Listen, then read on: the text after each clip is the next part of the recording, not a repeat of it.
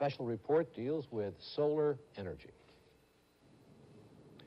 In Las Cruces, New Mexico, this building bills itself as the first in the nation completely heated and cooled by solar power.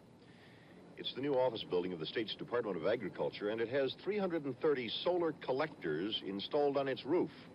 Water passing through them, being fired to 200 degrees by the heat of the sun. This is one example, not just what people are talking about, but what they are doing with solar energy. Another, Rex, Georgia. Photovoltaic solar panels powering a railroad crossing signal. Cape Cod, a solar-powered golf cart. In the Custer National Forest of Montana, solar panels on the roof power the pumps for the world's first solar-powered outhouse. People in solar research are excited today. The breakthrough, where solar power will be not just a gimmick, but a major contributor to America's energy needs, seems near. And this may be where the breakthrough will happen. Bridgeport, Texas, population 4,500, buys its electricity from Texas Power and Light. But that company's been raising its rates so often, so high. In 3 years, up 100%. They just kept passing on the rates and just kept passing them on, and we thought very much that we the people that had enough, you know what I mean? They're about all they could stand and at one time, you know what I mean? Last November, the company asked Bridgeport for another rate increase.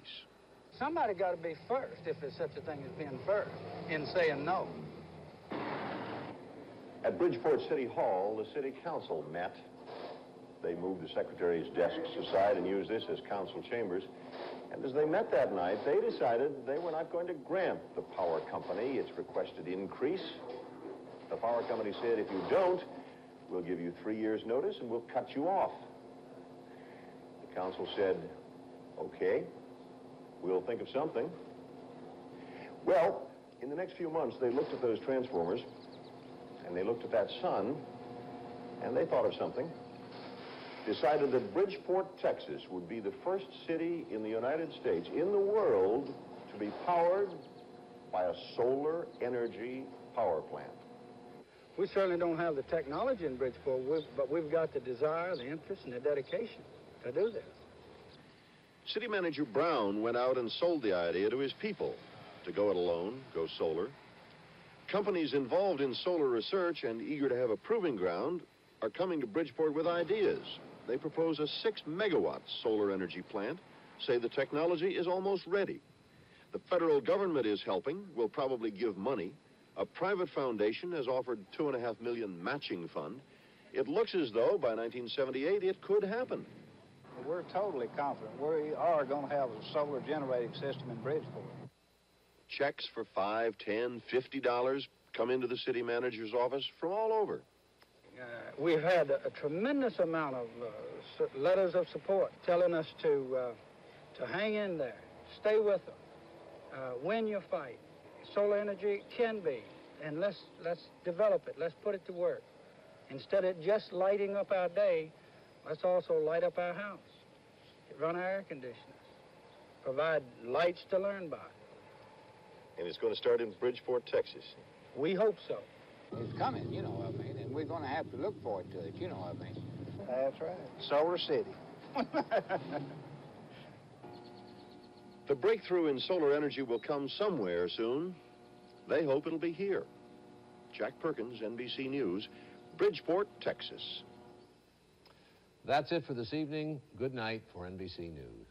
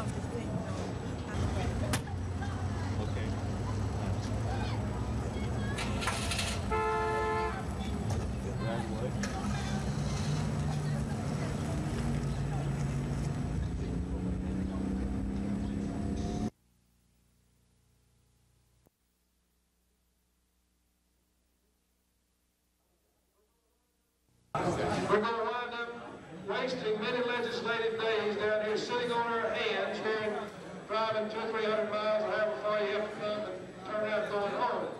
So, Mr. Speaker, while I very much approve of it, as I say, of the spirit.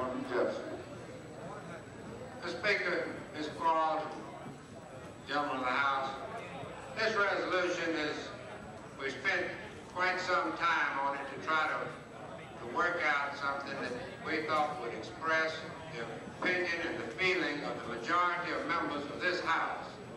And that is that we come down here and take first things first, go ahead and get our business done, and we'll have plenty of time to take up non-controversial, controversial, or otherwise. Taking care of the house cleaning duties that we're called down here to take care of.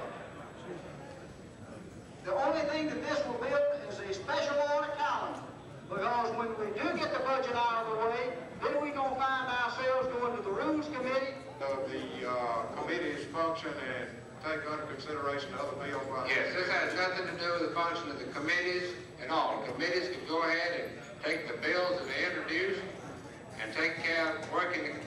Last year, for the first time, we included revenue sharing money. And things that are coming up that will need an appropriation.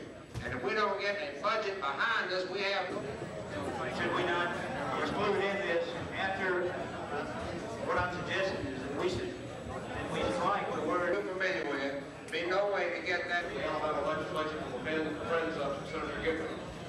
Mr. Speaker, I move suspension. come back when the bill is actually on the floor of the House. Now, I don't believe it's a member of this House that wouldn't be willing to suspend the rules. Mr. Speaker, this is a good resolution, and if anyone has any fears about it. Helps you. I will. Dr. White, does your resolution, will it let the rest of the committee's function and take under consideration other bills? Yes, this has nothing to do with the function of the committees at all. The committees can go ahead and take the bills that they introduce and take care of working and we.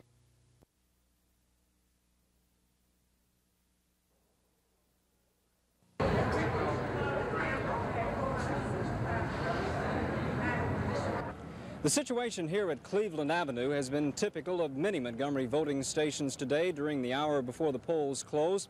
Those who didn't get a chance to make their choices during regular working hours are doing so right now. Things are a bit cramped at the moment, and officials say it's been like this all day long. It's been about like this all day. It's been steady, fairly constant all day long. Did you have some people here this morning when the polls opened? We did. There were 20 or 25 waiting for us when I got here this morning. How does this compare with elections in the past? I'm well pleased. I set a goal this morning for 1,500, and we're going to surpass that. So I'm well pleased, really. Have you noted any confusion today? Very little. I had thought we'd have considerably more than we have, but people have taken to the two ballots very well, I think. Whether it was the novelty of Alabama's first presidential primary or just a larger than usual concern over local candidates and issues, it's been a good election day in the capital city. From the Cleveland Avenue Fire Station, Bill Weaver, WSFA TV News, reporting.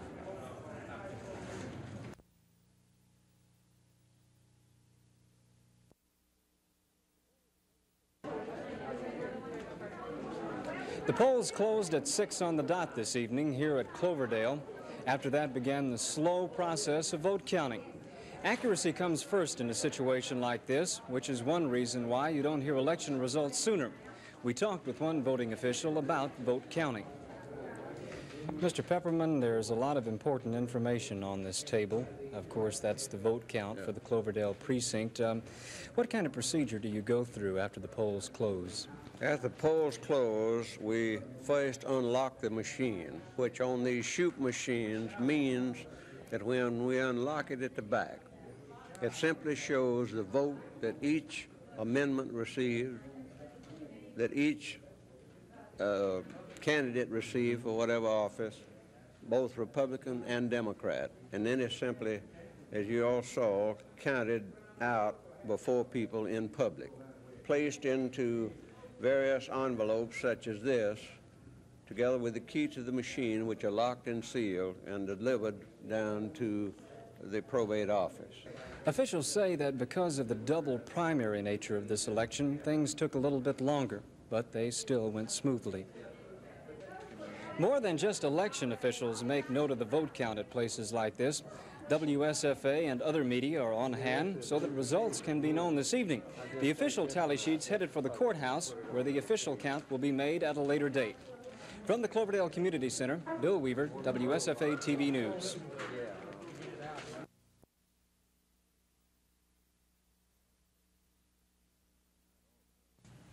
I might also let you know that in 1972, I did not win all the delegates in Alabama.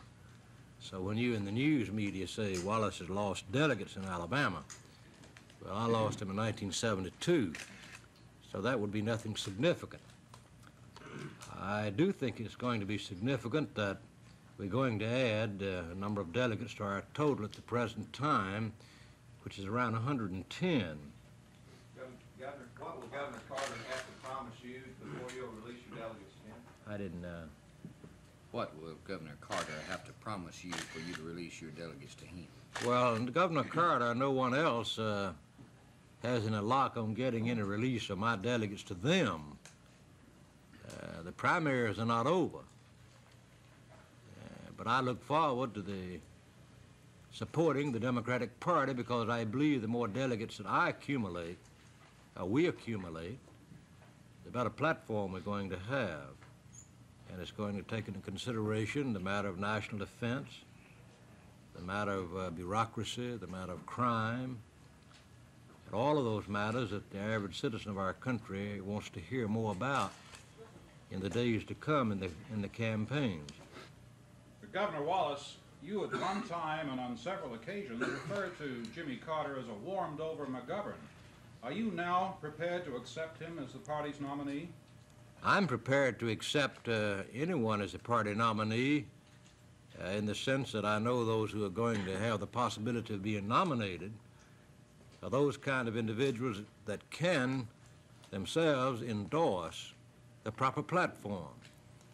And therefore, I'm sure that the delegates that I have and others also have are going to insist that the Democratic Party speak out on matters that the average citizen left them about in 1972.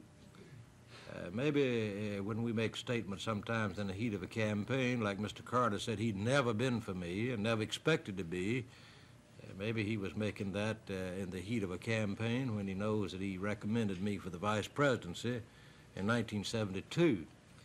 So maybe we sometimes say things in the heat of a campaign, but I do see the Democratic Party coming back to being the party of the average citizen of our country.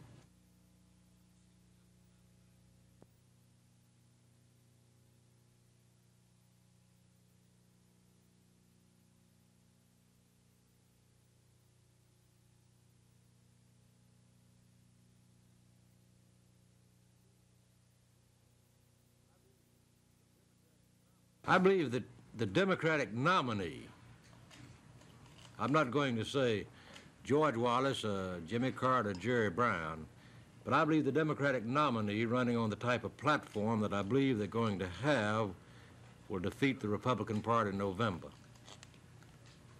Governor, can I ask one final question? From what we've been hearing so far, it sounds more as if you're gearing up towards being a type of power broker at the convention rather than No, ma'am.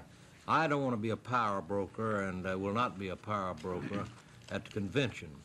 I just want to see the proper platform. I want to see the Democratic Party get back where it ought to be, and I've been involved a pretty good while, and I've gone through quite a bit in that process, and I'm still involved in it, and I'm going to go through all the way.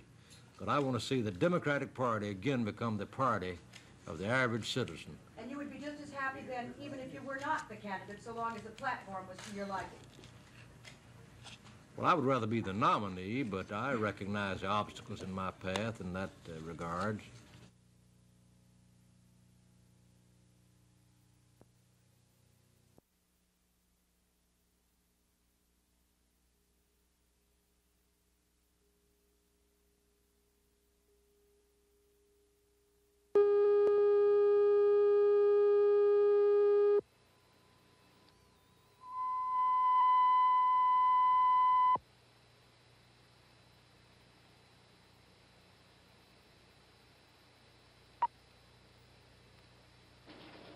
Channel 7 heavy, clear to land, 3211. Air traffic controllers at O'Hare are responsible for 135 planes that land and take off on 7 runways each hour.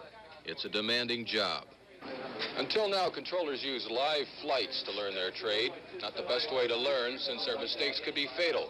So a supervisor would have to step in and shove the trainee aside to prevent fatal mistakes. But now student controllers can learn from their mistakes in the Dynamic Simulation Laboratory. Chicago approach is Ozark 790 with you, level at 7, got Alpha, we're coming down. Technicians on one end of the laboratory play the role of pilots in planes approaching O'Hare. A computer simulates all the flights, their ground speed and altitude, as well as weather conditions, wind speed, and visibility. Eastern 811, turn left heading 160, 6 miles from Lima, cleared for ILS runway 14 left approach, maintain 2,400. Student controllers at the other end of the lab pick up aircraft on their radar once the planes pass through a 35-mile perimeter of the airport. It's almost a carbon copy of real-life air traffic controlling, except when a controller makes a mistake in this radar room, he can stop all flights in midair to correct it. In this situation, we can let the controller go as far as we want and nobody gets hurt. In other words, he can let a situation where we'd have less than standard separation, we could let him go ahead and do it because we're not working with real aircraft. Student controllers from all over the country can take this 12-week training course at O'Hare because maps of other major airports can be laid over the radar scopes. And there is one other visible difference between life in this laboratory and life in the control tower. Up here, they keep a jar of antacid tablets nearby to ease the upset stomachs caused by this high-pressure work. Jim Cummins, NBC News, Chicago.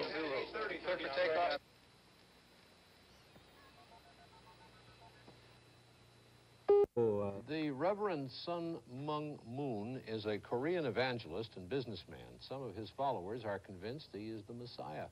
A lot of people think he is something else, including Congressman Donald Fraser, who's been looking into Moon's activities. Fraser says he has information that people close to Moon have ties to the South Korean government and to the South Korean intelligence agency. South Korean officials deny any connection between Moon and their government. Whatever the case, he's a rich man with a devoted following, and Edwin Newman tells us what Moon is up to these days. Moon's message, at least publicly, is unvaried. It's God bless America. His followers sing that out.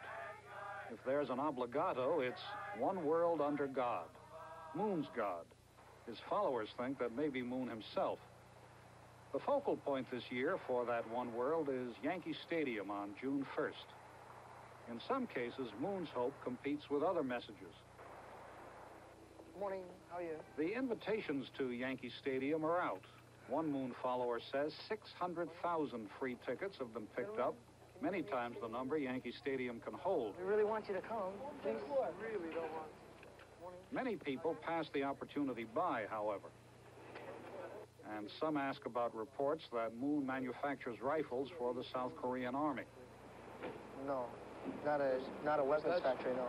He owns a gun factory, though. It's an air rifle factory. An air rifle. Yeah. We all want the best for America. Television commercials make their pitch also. On Tuesday, June 1st, Reverend Sun Myung Moon. Moon's hopes do not end with the Yankee Stadium Festival. He continues to buy property. He spent $5 million recently for the New Yorker Hotel here. Moon says that Americans may finally take him seriously if he ever owns this piece of property, the Empire State Building. It's no longer the tallest building in the world, but it's still aiming high. Edwin Newman, NBC News, New York.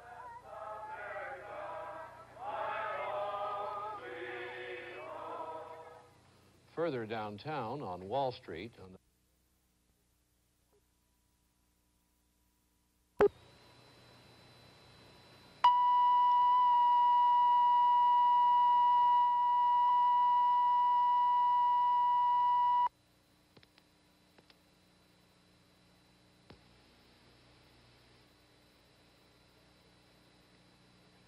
The sky opened up shortly before the gates of Yankee Stadium opened up.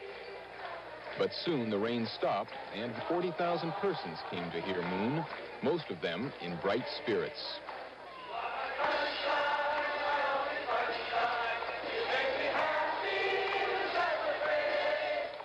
In the crowd, there were followers of Moon, other persons who were merely curious, and some who were hostile and would later set off firecrackers and throw rocks. And there were parents. Their presence was supposed to show that Moon doesn't really drive his followers and their parents apart, even though he teaches that he is the only true parent.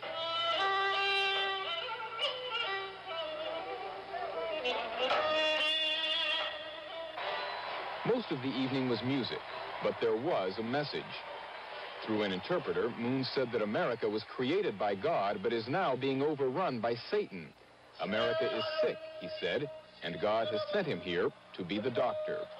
To reject me, said Moon, could result in the rejection of God. Several thousand persons had left Yankee Stadium before Moon finished talking. The evening ended with what has become Moon's theme song, God Bless America.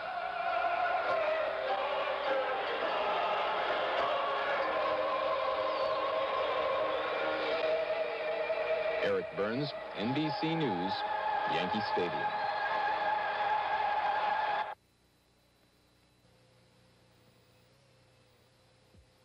The new house on the block at NASA's Langley Research Center is being described by officials here as the house of the future, although it was built with conventional materials. But by using space-age advances like solar panels, heat pumps, plastic foam insulation, computer controls for heating and cooling, solid-state appliances, and water reclamation systems, the average family can reduce its fuel consumption by 2/3 and its water consumption by half. Actually, the systems themselves, based on a 10% escalation in fuel costs over the next 20 years, should pay for themselves in about 7 years. And from 7 years on out to, say, a 20-year mortgage time, you should save approximately $20,000 in fuel costs. Although this particular house is crammed with instruments for measuring and refining the efficiency of the systems, Bassford says the house and its energy-saving devices can be built with conventional materials for about $50,000. And he says he thinks results from the studies here will be extremely useful throughout the country. Simplified plans for the house should be available at nominal cost from the government printing office by fall. Charles Fishburne reporting.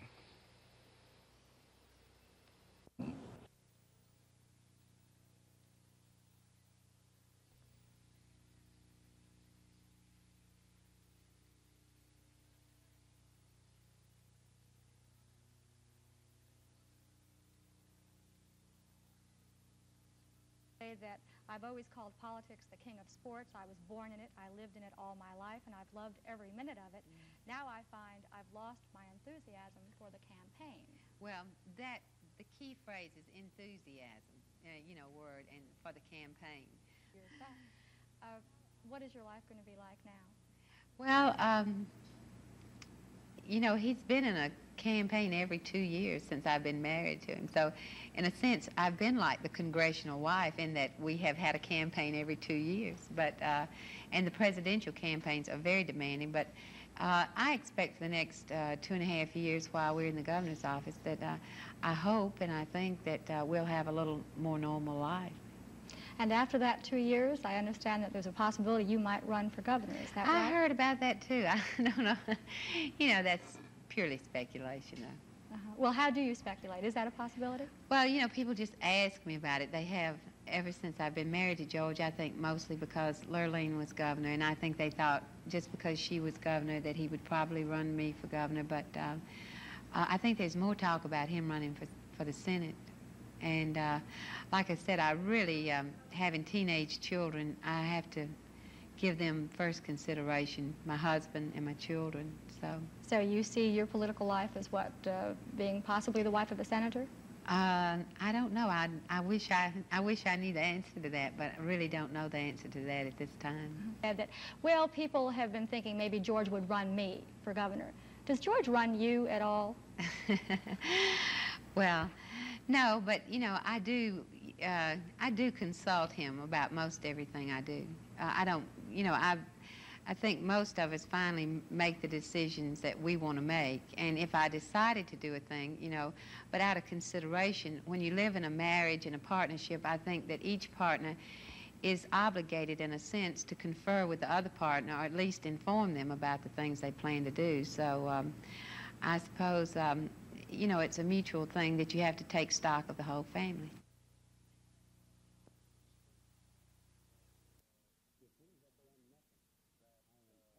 Be certain that the momentum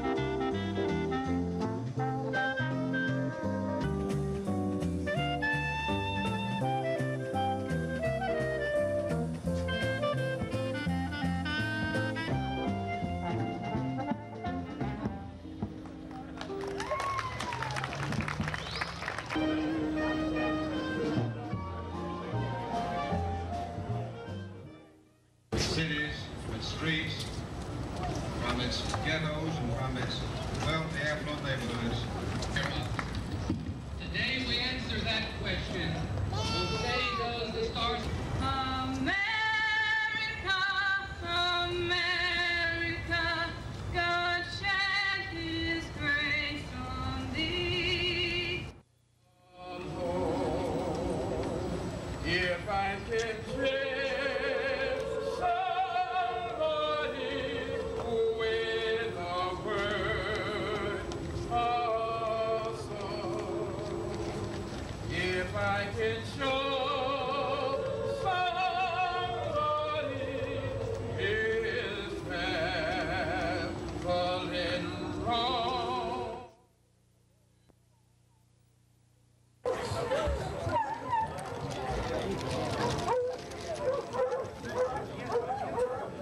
Kenny, she got the snap. He didn't believe it. Oh, we're gonna make it.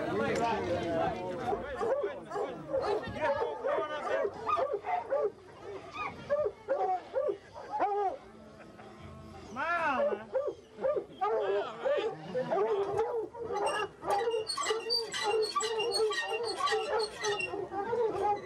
Anytime y'all ready.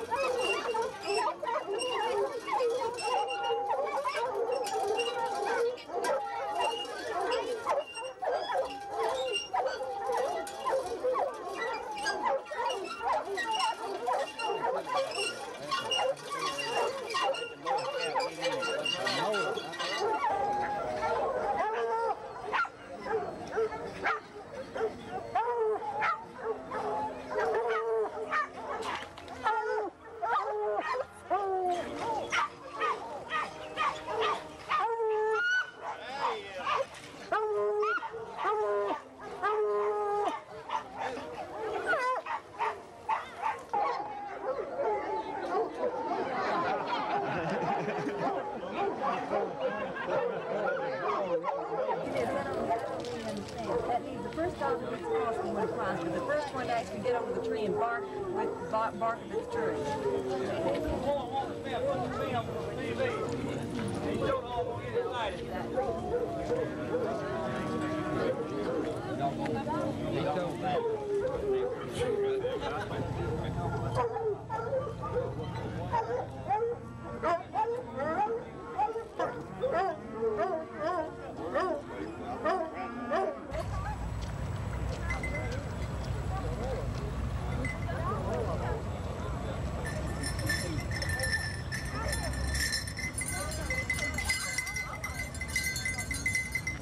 Richard, get with the other Indians.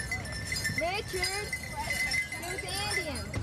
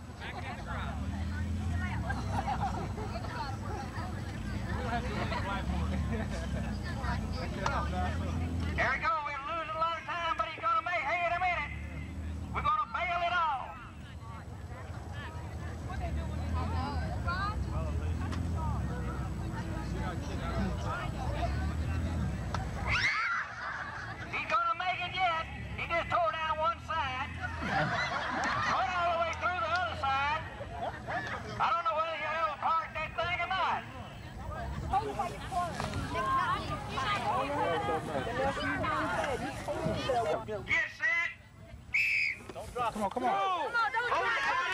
Don't drop it down. Can I cut it? Come on. All right, let's stick it out there. All hands in front of you. Come on, Rod. Come on, Doc. Come on, Doc. All hands in front of you. All hands on the watermelon. Stop it. Stop it. All right, counsel. Let's get it out of here. Gotta hang on to that watermelon. That goes one.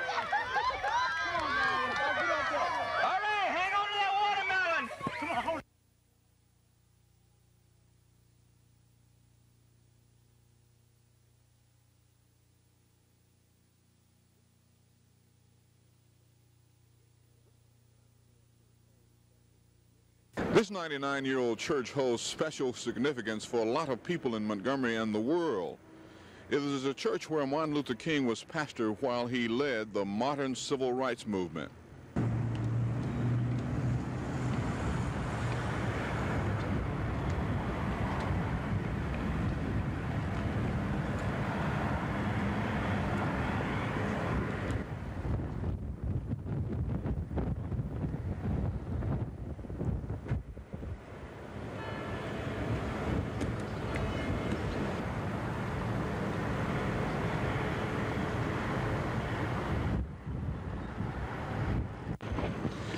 Does this day have any special significance to you, being Sunday and the 4th of July? Yes, I think the Christian movement of I should say American, what we was founded on, Christian foundation. This is why we left England, and I think this is an exceptional day, the forthcoming. We said bicentennial, 200 years of freedom, and also we're going to church to worship God, what made it all possible. Isn't this Dexter Avenue Baptist Church a special place in American history? Definitely so, because the movement of the black race, the black people. I think we got started here when I was in college, and I think it has spread it. And through Dr. King's effort and what he stood for, and he got his teaching from Ghana, that's his belief, that and from God, I think the country as a whole is much better off. The black and white can stay together, and we'll always be together. Thank you. Does this 4th of July being on a Sunday hold any kind of special significance to you, being a member of Dexter Avenue Baptist Church? I should think so. Why?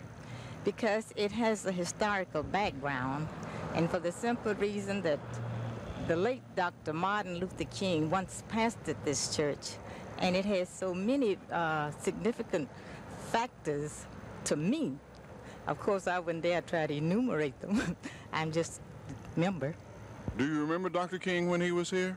Very much so. What is the most vivid thing you remember about him when he was here? Well, when he was here, he was very kind, gentle, and he always had a smile, a winning personality. And I often heard him say, he said, the no-Ds as well as the PhDs are together.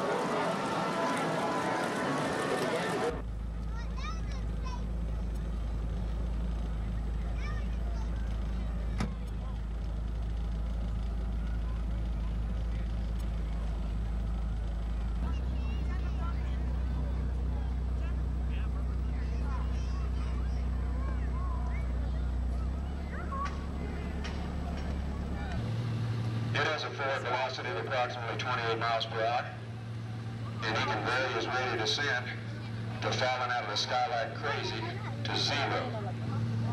He's lined up on his final approach, getting ready, starting a little flare action, and there we have William Smith.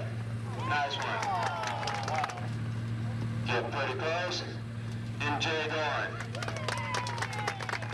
Last man down, Roger Jr.'s doing a little backflip for you. They are steerable. That's Roger Jr.'s.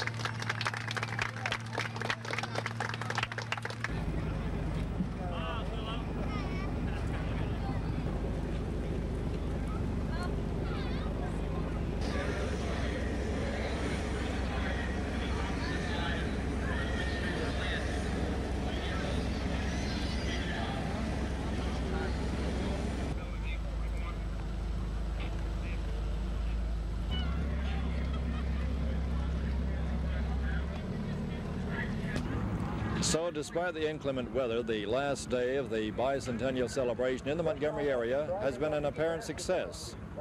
George Mitchell, WSFA TV News, Maxwell Air Force Base.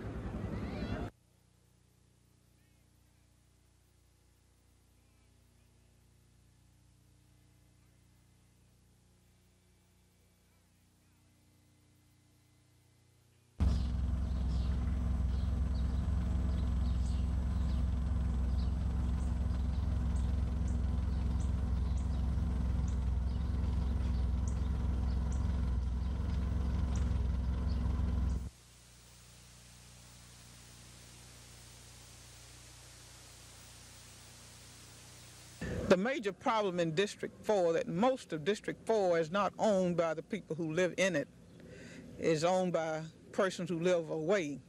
Much of the property is owned by people who are deceased, and nobody has cared enough to come and see about it. Much of District 4 is near railroads, and much of District 4 also is near factories, and it has become a dumping ground for trash since this new ordinance has been put on by the city. Now, what do you want to accomplish through your campaign? Through this cleanup campaign beginning on the 6th and lasting through July 28th, we want to improve District 4. I do not believe that we can completely clean it up, but we want to improve it. And I'm planning on giving the areas that makes the greatest improvement a prize to stimulate other groups to work harder so we can get District 4 somewhat in line with the other districts. Have you had any indication as to how much volunteer help you're going to get in this program? We're going to be able to use the Boys Club, and what we've actually done, we've taken streets and asked leaders to go to each house and ask the people who have not been cleaning up, who just sought to just leave it as it is, to clean up, make each street responsible for their streets so that they can clean them up. That is the best way we feel that we can get it. And we're also not asking just their homes to be cleaned up. We're asking the people who operate business. The business in District 4 is one of the eyesores. They seem to throw their trash anywhere. The play areas, the vacant lots, the homes where old people live, you know they're not able to clean it up. We're asking people in District 4 to go in and help them clean up this particular area.